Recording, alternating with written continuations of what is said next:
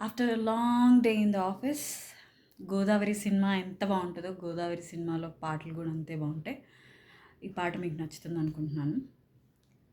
గోదారమ్మ కుంకం బొట్టు దిద్ది మిరప ఎరుపు లంకనాథుడింకాగనంటు